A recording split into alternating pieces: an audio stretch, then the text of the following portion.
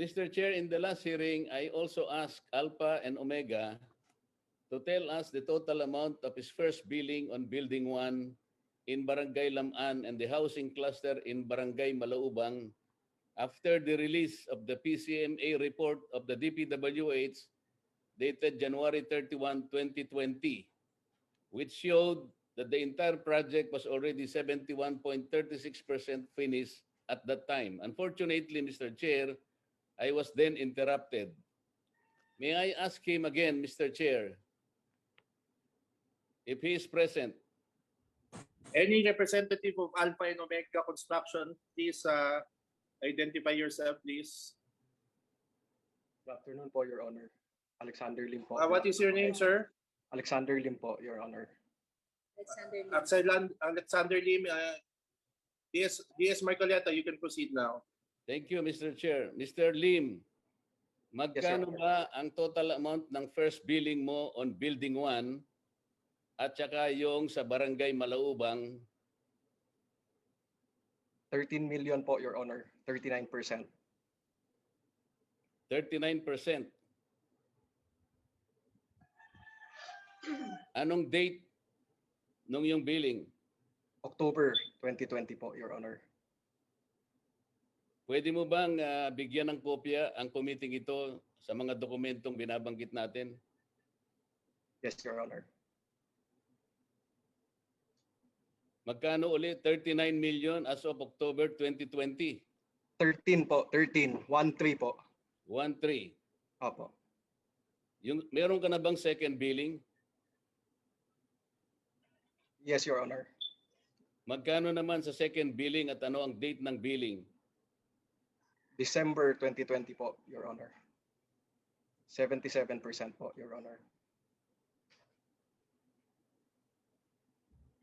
So at December 2020, 77% na ang nagawa mo sa project? Opo, Your Honor. Anong project ang pinag-uusapan natin? Malaubang tsaka Lam-An po, Your Honor. Kanina pinakita ko sa iyo, nakita mo ba yung litrato ng Building 1 na kinunan noong December 14, 2020? Pagkatapos kinunan din noong February 8, 2021 at kinunan din kahapon. Ilang porsyento na ba ang natapos sa Building 1? Yung Building 1 kasi po, Your Honor, it's not completed. It's the first phase of the project po, Your Honor. Ang tinatanong ko sa iyo, ilang percent na ba ang completion ng Building 1? 90+% na po siya, Your Honor. As per contract po. 90%? Opo. Yung itsura na yun sa litrato, 90% yung Building 1? Phase 1 lang kasi po siya, sir, Your Honor. It's not a completed building po, Your Honor. No, ang pinag-uusapan natin is Phase 1. Yan ang Building 1. Yes po, Your Honor. O, ang tinatanong ko sa iyo, ilang porsyento na ang natapos sa Phase 1 or Building 1? Building 1 po siya, tsaka Phase 1 po siya. Yung Building 1 po, hindi siya matatapos sa kontratang yan po, Your Honor. Ilang floors ba ang Building 1? 2 po, Your Honor. Eh kung ipakita ko sa iyo, yung plano na ang Building 1 ay 4 na palapag, anong masasabi mo? It was revised po, Your Honor. Who revised it? DPWH po.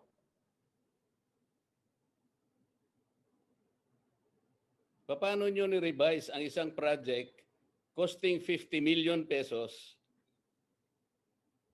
Alam ba yun ng, Central Office ng DPWH?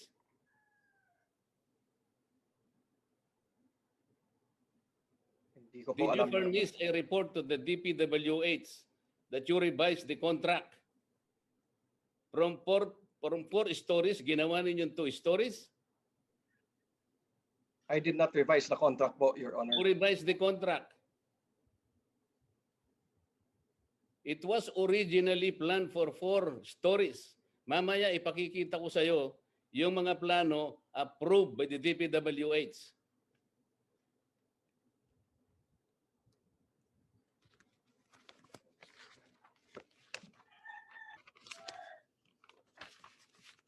Mr. Chair, may I confront Mr. Lim of another PCMA report dated January 31, 2021. Do not be confused, Mr. Lim. Yung unang PCMA report was dated 31, 2020. Allegedly, yung project mo was already 71.36% at that time. Itong isang ito, I will show you slide 7. Pakitingnan na nga po natin ang slide 7, Mr. Chair. Okay, please proceed. Slide 7, please.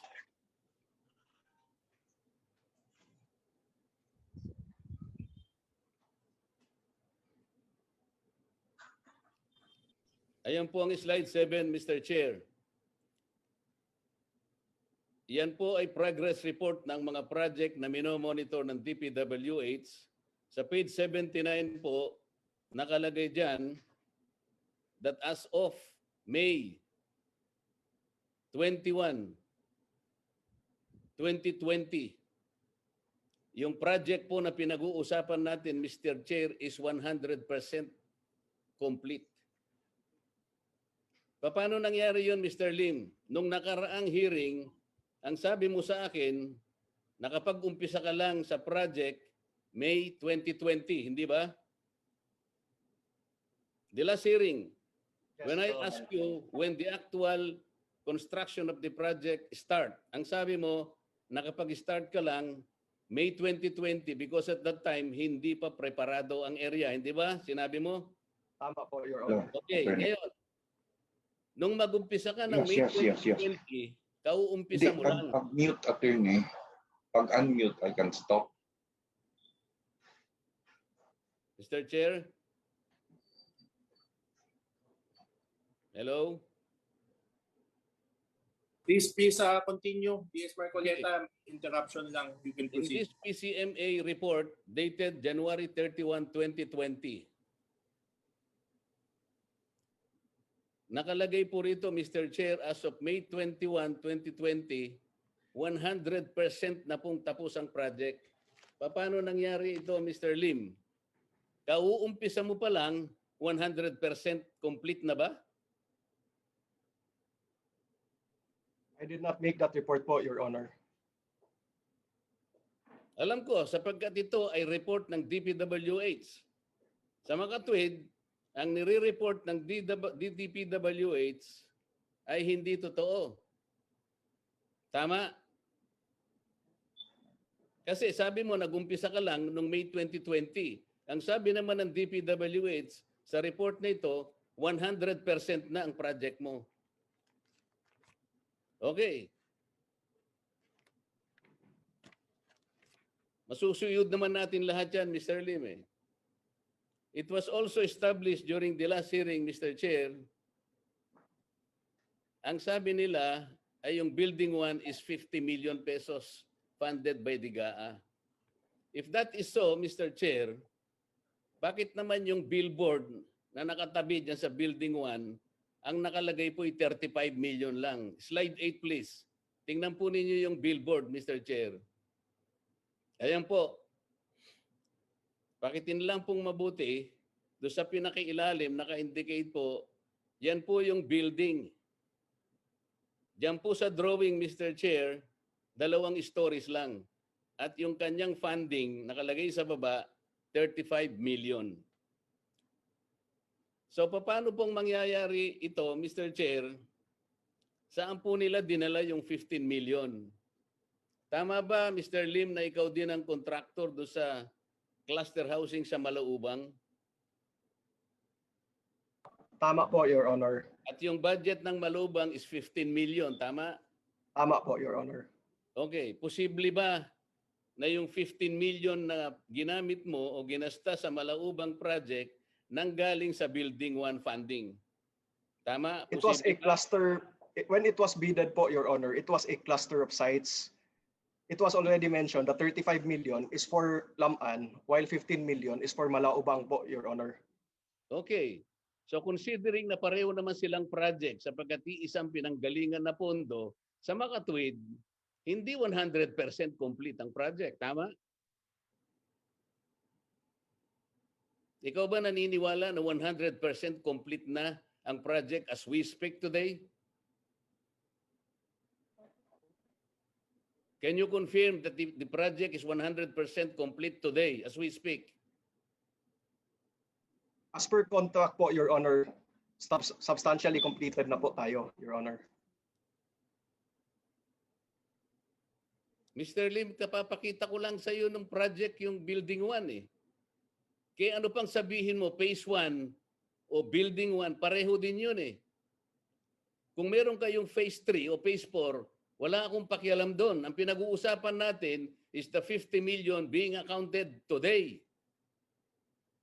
Kung saan man kayo kukuha ng pondo nyo, problema nyo na yun. But I am accounting and auditing this 50 million funded by the GAA of 2019. Ito yung nagkakagulo kayo. May I go now, Mr. Chair, to the DPWH? I want to ask any representative from the DPWH Central Office, please. Meron po bang representative ang DPWH Central Office? Meron ba? Wala po. Region 10. Regional Director. Yan po. Region 10. Good Yes. afternoon. Good afternoon, Mr. Chair. Who is the representative of the DPWH in Region 10? Good afternoon. I'm Attorney Chiki Tamala of DPWH Region 10. Ano po kayo, Ms. Tamala? I'm the legal officer of Region 10, sir. Wala ba yung regional director ng DPWH? Kasi po I was technically I am not about to ask you about the legal issues concerning this. Ang technicality mo pinag-uusapan nito. For example, I'd like to ask whether DPWH authorized the District Engineering Office in Tangub City to implement and eventually supervise the construction of this project on private property. Did you authorize the District Engineering Office of Tangub City? There was no authorization, Your Honor. This is a project of the district office, and the regional office has no involvement in the acquisition of the right-of-way. Wala kayong control as a regional office? You do not monitor, you do not supervise whether or not the area over which the buildings will be constructed is private property? We have no... Wala As far kayong as the right-of-way doon?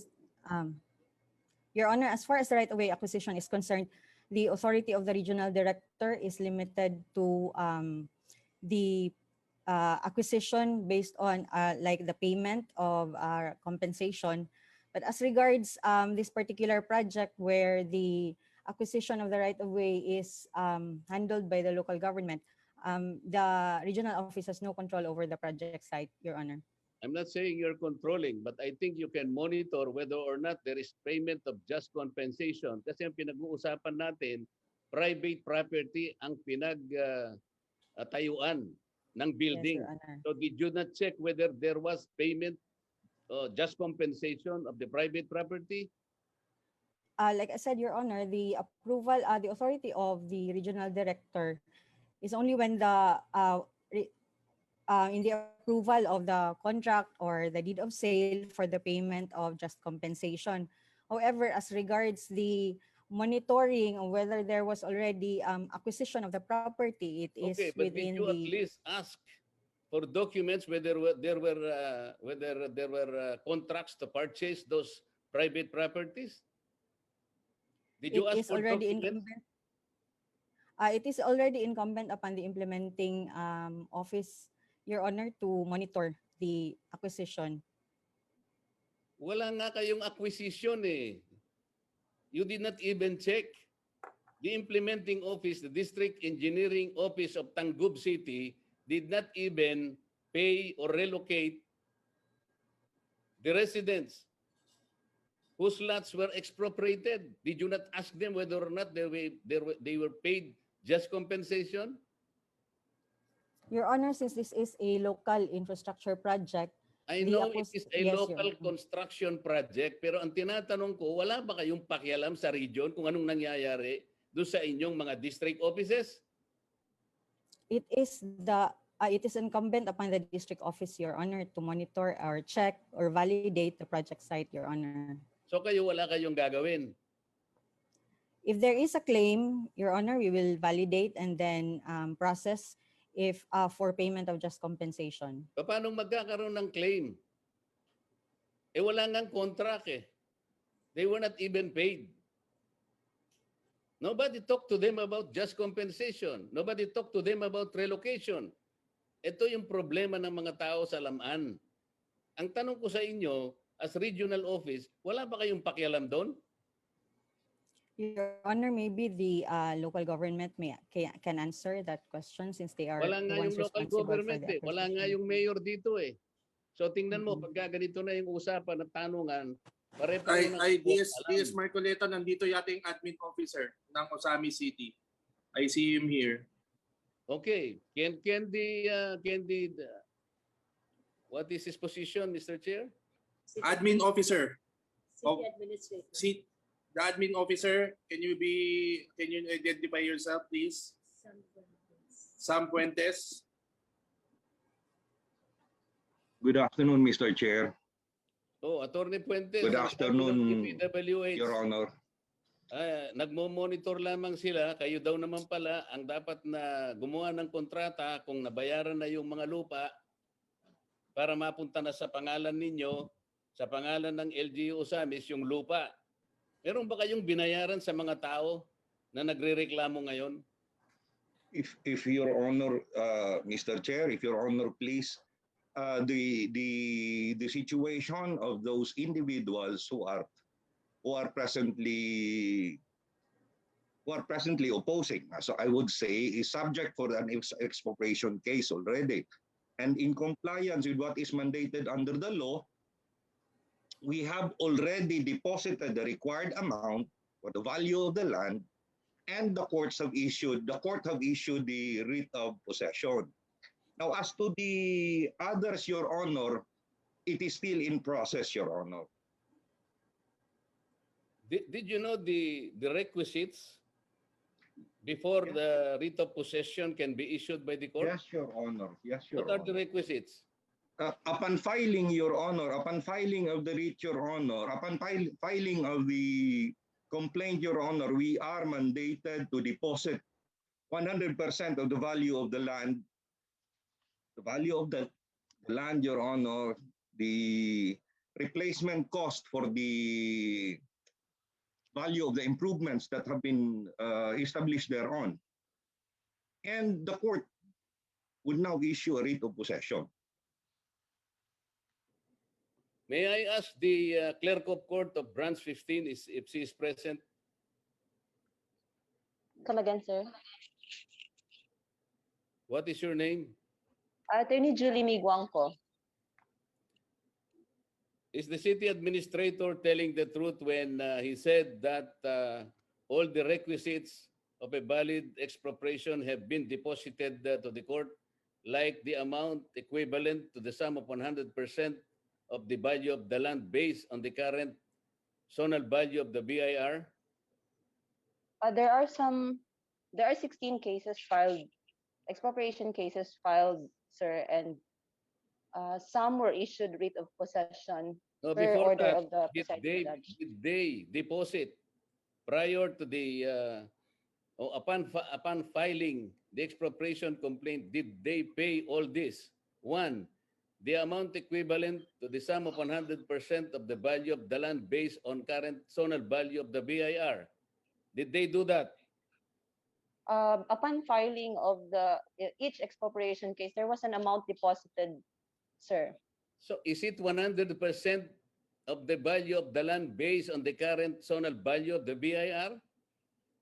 For those issued with the writ of possession, I believe the court has already issued an order, sir, so granting the writ of possession, so it already complied with the Huwag tayong deposit paliligo. Yung requirement. tinatanong ko sa'yo, kung nagbayad sila ng 100% of the value of land based on the current zonal value of the BIR. Yes, sir, per order of the court issued by the acting presiding judge, Oliver Perez. What is the zonal value the current zonal value in Barangay Lam-An as of today? It was stated in the order, sir, of Judge Peras that the value was used for the computation is 1,220 per square meter. So, dineposit nila yan lahat ng mga na-issuehan ng writ of possession? Yes, for those already issued with the writ of possession, How sir. many residents were issued writs of possession? Number of cases, sir, already issued the writ of possession, 1, 2, 3, 4, 5, 6, 7, 8. 8 cases, sir. Okay, lahat ng ito sinasabi mo na yung zonal value 1,200 at the time of the issuance of writ of possession? Yes, sir, as shown in the 1,200? order. 1,220 as indicated in the order. That is not the current zonal value of the BIR at the time of the issuance of writ of possession. I will ask the BIR present today kung totoo yung 1,200. I believe the current zonal value at the time of the writ of possession is at least 7,500 pesos. For your information, Madam. Number 2, the replacement cost of the current market value of improvement. Magkano ang binayad nila per writ of possession issued? Alam mo? The records do not show that they have paid for the replacement cost. Okay, so walang replacement cost. So nagsisinungaling yung city administrator. Sabi niya nagbayad sila ng replacement cost. Oh, number 3, the current market value of crops and trees within the property determined by government, financial institution, and independent property appraiser. Binayaran din ba yung mga yan kung mayroong naapektuhang mga crops, shrubs, or trees? Does your record contain this information? Our records do not show those information. Okay, wala sir. rin. So, ang lumalabas sa testimony mo, Madam Clerk of Court, ang binayad lang nila is 1,200 per square meter.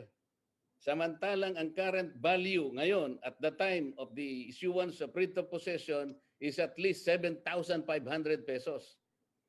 Pangalawa, Yes, sir, hindi nila binayaran ng replacement cost at hindi rin sila nagbayad ng current market value ng crops or shrubs or trees. Tama? Yes, sir, as shown in the Ang record. binayaran nila is 1,200